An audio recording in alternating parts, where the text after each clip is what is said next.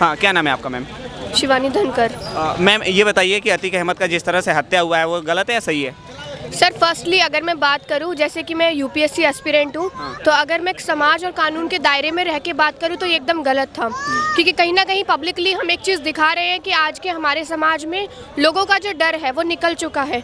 Publicly जिस तरीके से उनको मारा गया वो ठीक है, माफिया थे, समझ सकते हैं, लेकिन नॉर्मल जो हमारी पब्लिक है वो कितनी हद तक सुरक्षित है, तो ये उनकी सुरक्षा पे एक बहुत बड़ा सवाल खड़ा होता है। तो इसके बारे में हम देख सकते हैं कि ठीक है, उन्होंने गलती की है तो उनको सज़ा देने का हकदार हमारा कानून है, सीएम थे, हमारा सुप्रीम कोर्ट है। पब्लिक को किसी को जज करने का बिल्कुल अधिकार नहीं था।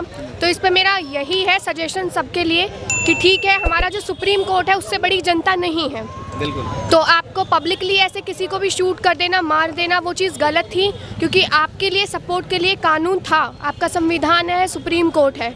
तो बाकी जो नॉर्मल हमारी जनता है, सामान्य पब्लिक है, उनके लिए ये बहुत ही बड़ा एक तरीके से झटका है कि वो अपने आप को भारत में सुरक्षित कैसे महसूस करेंगे। बिल्कुल। तो मेरा सरकार से यही गुजारिश है कि आप जहाँ तक हो सके अपराधों को तो कम करिए, लेकिन आप जनता को भी ये विश्वास दिलाइए कि वो हमारे बीच सुरक्षित है।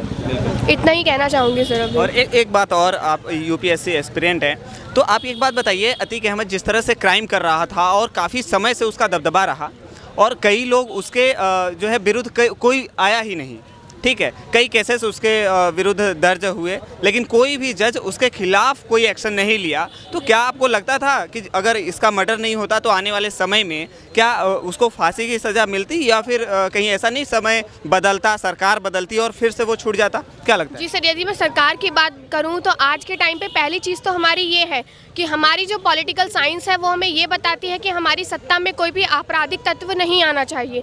तो उनको सत्ता में बनाए किसने रखा?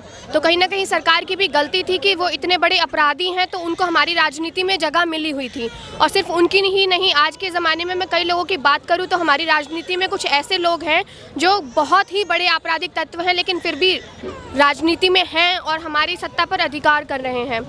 उनको मारा जाना एक तरीके से अगर मैं देखूं पब्लिकली वो गलत है, लेकिन कहीं ना कहीं उनको सज़ा देने का जो अधिकार था वो सिर्फ कोर्ट के पास था या हमारी सरकार के पास था। तो उनको सबसे पहले तो सत्ता से हटाया जाना था, उनके ऊपर कार्यवाही जो चल रही है, अभी भी चल रही थी, तो उन पर की जानी थी, लेकिन कहीं ना कहीं ऐसे पब्लिकली मार देना, मर्डर कर देना, तो वो चीज़ गलत है, उसके लिए मैं अभी भी बोलूँगी। लेकिन हाँ, उनको सत्ता से हटाया जाना ज़रूरी था। अच्छा जी सर। अच्छा, उनका मर्डर हुआ वो सही था कि गलत हुआ? अगर हो गया मर्डर तो सर वो गलत है। गलत है, इस तरह से मारना गलत है, इस तरीके से मारना गलत है। यदि सरकार कोई दूसरा तरीका निकालती तो शायद वो सही होता। सही होता। जी सर। कई लोग, कई तबके के लोग जो हैं उनको शहीद का दर्जा दे रहे हैं, तो ये क्या सही है?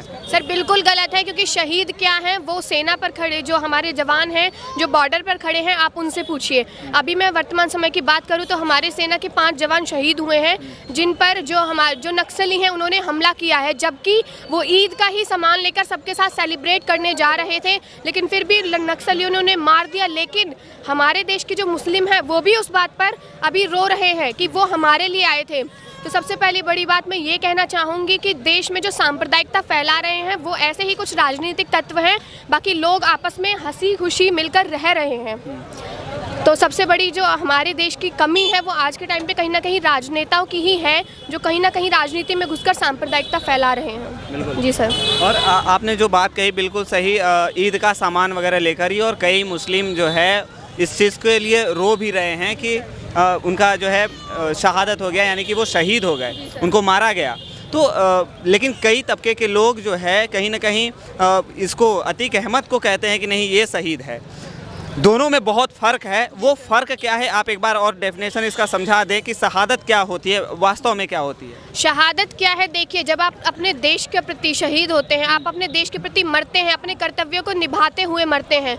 उन्होंने देश के लिए क्या किया, जनता के लिए क्या किया, ये आप सब लोग जानते हैं। तो शहीद का दर्जा उन्हें देना किसी भी कीमत पर सही नहीं है। और जो लोग इस बात की डिमांड कर रहे हैं कि अतीक अहमद को शहीद का दर्जा दिया जाए, तो मैं एक बात बता दूं कि आपकी भी मानसिकता में अभी कहीं ना कहीं कमी है।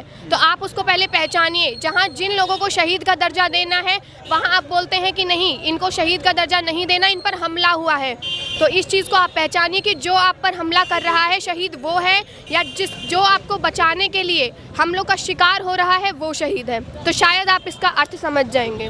बहुत बढ़िया। क्या नाम है मैम आपका? शिवानी धनकर, मैं हरियाणा से हूँ और बेसिकली अभी मैं महिला महाविद्यालय की BA पॉलिटिकल ऑनर्स की छात्रा हूँ। और फिलहाल हमारी उत्तर प्रदेश में एक इंटर्नशिप चली हुई है पंडित महामना फाउंडेशन ट्रस्ट और खाना बैंक द्वारा, तो उसकी मैं BHU एम्बेसडर हूँ। अच्छा जी सर। और UPSC की तैयारी कब से कर रही हैं आप? सर बेसिकली मैं बताऊं तो मेरा 6th क्लास से कंफर्म था कि मुझे सिविल सर्विसेज में जाना है, लेकिन अभी मेरी तैयारी है थोड़ा बेसिक लेवल की चल रही है। इसी के साथ अभी अगर मैं बात करूं तो मुझे समाज सेवा करने में थोड़ा ज़्यादा इंटरेस्ट है, तो उसी का कहना चाहूँगी। बिल्कुल आपका सपना पूरा होगा मैम। आपने क्लास 6 से आपने शुरू किए हैं और तब से आपका ये जो है बहुत अच्छा लगा आपसे बात करके। Thank you so much. Sir धन्यवाद। Thank you.